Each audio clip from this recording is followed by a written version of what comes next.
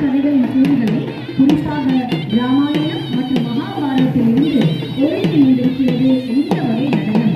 துடிப்பான அசைவுகள், விரிவான முகமொழிகள் மற்றும் பாரம்பரிய இசையால் இந்த நடனம் நிகழ்த்தப்படுகின்றது. இதோ மேற்கு வங்காளத்தின் மிக பிரசித்தி பெற்ற பூரியா சாவ் நாட்டுப்புற நடனம்.